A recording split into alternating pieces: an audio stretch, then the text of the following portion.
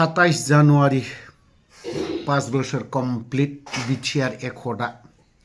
5 बोसोर कमप्लीट जानायावनो खुगाजों खुगा एटेक नैबे बिथां जोंनिया मानगोनां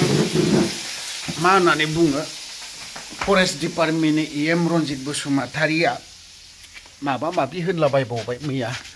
मा होनना बुंनांगौ जाखोथाय जोंना फरेस्ट डिपार्टमेन्टनि एमखौ जों बुङोब्ला दाय नाङो ओमफ्राय गाव बुङोब्ला जेबो दाय जाया तो जिखियानो जादोला मैयानि दिनाव हाग्रामायाबो सोरखौबा सिन्डिकेट उमुगासो सालायदों होननानै जोङो बुंनायखौ नुदोंना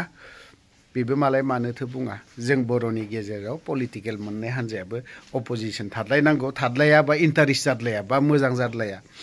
हाग्रामायाबो प्रमद बर'नि मोखांखौ बेखेवनानै होगोन प्रमद बर'आबो हाग्रामानि लामाखौ स्रां बोखांनानै होगोन हाग्रामाया गोदोहाय मा गोरोन्थि मावबोदोंमोन बिखौ बिथाङाबो दाबो बुरखांबाय थागोन हाग्रामायाबो आरो प्रमद बर'नि मा गोरोन्थि मावदोंना बेफोरखौ एरखुबाय थागोन आरो नागिरबायबो थागोन बयबो जाया खुंथायाव थादोंना बिसोरखौ सोर मा गोरोन्थि मावदों बिनि गोरोन्थिखौ नागिरबायानो थागोन माबा मोनसे बुंब्रना लायोब्लाथाय बेखौ अखानायै गोगोम जालायगोन बेफोरबायदि आरोखि ना बहा सोर सिन्डिकेट सालायदों नङा होमबा सिन्डिकेटआ मा बुस्थु आं बावले मोनथि रोङा दे माबायदि सिन्डिकेट होनो माखौ सिन्डिकेट होनो बहा 5 बोसोर सोलिबाय बेनोल' बिटिआर एकर्ड जाबाय मैया प्रमदाबो गोबां बाथ्रा बुंदों जेनेब्ला माबा माबि कलेजफोरखौ लुफुंनाय 1500 कौटिनि बाथ्राखौबो बुंदों 1500 कौटिजों मा मावगोन नङा होनबा बेफोरबायदि दा मुथते एकर्ड खालामग्रा जायखौ लानानै सागान होदोंमोन ना बिसोरो मुथते मायाव गोग्लैदोंथाय आं बेखौ बुंनो रोङा रायजो राजाफोरा बिजिरदों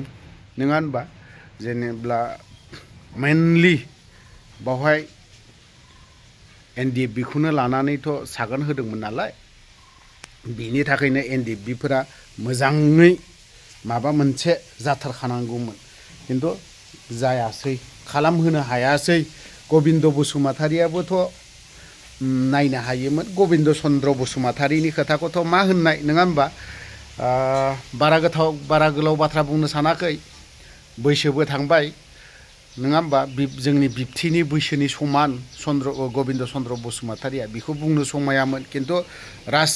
राजखान्थिखौ नायनानै जों बुंनो गोनां बायधता राजखान्थिनि सायाव बा बुंनो गोनां बुंनांगौ आरोखि बेखौबा खिन्थु ओरैनो माखासे माबाफ्रावबा हले जोंनि बिबथैनि बैसोनि समान बेफोरखौलाय मा बुंनाय जोंनि बिफानि बैसोनि समान मानसिफोरखौलाय नङा होनबा नैबे प्रमद बर'आथ' बिदानि बैसो समानसो आंनि आदानि बोसोरसे बोसोरनैसोल'नो देरसिन जागोन बियो बारा गिदिर जाया बियो बैसोआ बारा नङा हासिजागोन बैसोनि खोथाखौ बुंबा एसे लाजिगोन जाय हक आं बे बाथ्राखौ दोनथ'ला मैयानि दिनाव 5 बोसोरावहाय जोंना फरायसा आफादनि दैदेनगिरि मानगोनां दिपेन बर' बिथाङा फ्लेग दैखोदोंमोन फ्लेगआ माब्रै जाखोथाय हाखु दाखु बोख्लायनानै आरो गोदानै दैखोफिननाय नुदों माबा मोनसे गोरोन्थिया जायो थेवबो आं एसे खोन्थानो सानदों बेखौबो जिहेतु फ्लेग दैखोबाय बिथांमोना फ्लेग हस्टिं खालामबाय थायोना फ्लेग खानाय मानाय बा माबोरै थना नङा होमबा बेफोरबायदि आरोखि आंनि सन्देह हयथ'बा गोजौआव खानाया मोजां टाइट गोरा जादोंदां ओंखायनो गेंब्रु साराखै थाबनो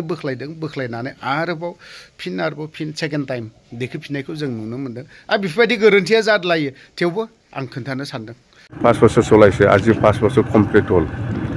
আজি 27 জানুৱাৰী তো যেন হোক प्रमद बर'ই যেনেকা কথা দিছে সেইটোতো কৰিবই পৰা নাই আৰু সি কৰা মানুহ নহয় কৰিব ইচ্ছা থাকিলে বহুত কাম কৰিব পাৰিলে হয় সি ইচ্ছাই নাই সি বিটিচিটো বিক্ৰী কৰি পেলাই খাই আছে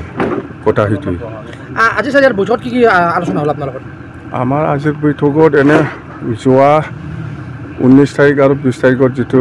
দুদিনীয়া কাৰ্যসূচী লৈ পেলাই যিটো ট্ৰাইনিয়েল কনফাৰেন্স হৈছিলে ইয়াত যিখিনি ৰেজুলেশ্যন পাছ কৰিছিলোঁ সেইটোকে আমি স্ক্ৰুটিনাইজ কৰিছে আজি আৰু নতুনকৈ আমি আজি এই 10 ফেব্ৰুৱাৰী যিটো অবজাৰ্ভ কৰা হ'ব আমাৰ দলৰ পৰা সেইটোকে আমি ডিষ্ট্ৰিক্ট ৱাইজ কৰিম বুলি আমি আজি ডিচিশ্যন লৈছে আৰু BTC একৰ্ডে আৰু আমি দুটা কমিটি বনাইছোঁ একটাটো হ'ল কেণ্ডিডেটবিলাকক ঠিক কৰিবৰ কাৰণে 2025 নিৰ্বাচনত কেণ্ডিডেটবিলাকক ঠিক কৰিবৰ কাৰণে স্ক্ৰুটিনি কমিটি 5জনীয়া আৰু একটাটো হ'ল 2025 যিটো নিৰ্বাচন BTC নিৰ্বাচন ইয়াৰ মেনিফেষ্টো ঠিক কৰিবৰ কাৰণে এনেকুৱা আমি ৰেজলিউশ্যন পাছ কৰিছোঁ পাছ সেইখিনি 2025 BPF গঠন কৰিব BPF চৰকাৰ গঠন কৰিব এইটো ফাইনেল নৱকুমাৰ শৰণীয়া আপোনালোকক যোগদান নাই নৱকুমাৰ শৰণীয়া ডাঙৰীয়াই হয় আমি চিডলি বাই ইলেকশ্যনত আগত হীৰা শৰণীয়াৰ লগত আমি আলোচনা কৰিছিলোঁ যে 2025 আমি কেনেকৈ একেলগে মিলি পেলাই আমি BTC চৰকাৰখন বনাব পাৰোঁ তাৰ কাৰণে আমি কিছু ৰণকৌশল কৰাৰ বাকী আছে আমি বহিম হীৰাৰ লগত আমি বহিম হীৰাই যিহেতু উইলিংলি সি আমাৰ দলৰ লগত মানে এলায়েন্সত থাকিলেও বা নাথাকিলেও কেনেকৈ আমি এডজাষ্ট কৰি পেলাই কাম কৰিম সেইটো বিষয় লৈ আমি আলোচনা কৰি ফাইনেল কৰিম মিত্ৰতাৰ কথাটো সেইটোৱেই এলায়েন্স হৈ পেলাই খেলিম না এলায়েন্স নোহোৱাকৈ কিছু এডজাষ্ট কৰি পেলাই খেলিম সেইটো আমি আলোচনা কৰি ফাইনেল কৰিম কিন্তু ছাৰ এবাৰ BTCত বিজেপিয়ে নিজাববী খেলিব কিবা প্ৰত্যাহ্বান হ'ব নেকি বিজেপি আপোনালোকৰ আফটাৰ অল মানে এই BTCৰ যিটো ৰাজনীতি সেইটো যদি আজিৰ দিনত চোৱা যায় তেতিয়ালৈ 1 নম্বৰ পজিশ্যনত BPF আছে ছেকেণ্ডত BJP আছে 3 নম্বৰতহে UPPL আছে এই হিচাপত BJPয়ে এইটো নিশ্চয় ক'ব আমি অকলে খেলিব পাৰিম বুলি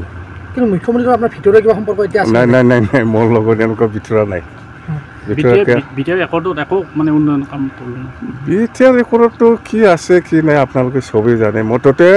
BJPৰ পজিশ্যনটো আজিৰ দিনত BTC অঞ্চলত ছেকেণ্ড BJPৰ পজিশ্যনটো আৰু BPF হিচাপে 1 নম্বৰত আছে 3 নম্বৰত UPPL আছে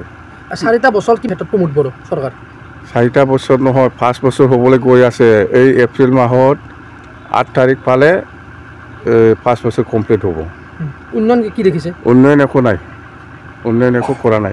নাই জিৰ' দলৰ পৰা মানুহ অহাৰ সম্ভাৱনা আছে UPPLৰ পৰা মেলা MLA মেলা EM MCLA আহিবৰ কাৰণে যোজা চলাই আছে মানে লিংক কৰি আছে আৰু কি কৰিব আহিব কিন্তু আপুনি প্ৰমোটে সব ইয়াত বস্তু সিন্ডিকেটৰ বস্তু দেই হ'ব लोगो आफादगिरि खोरोमदावारि बिथाङा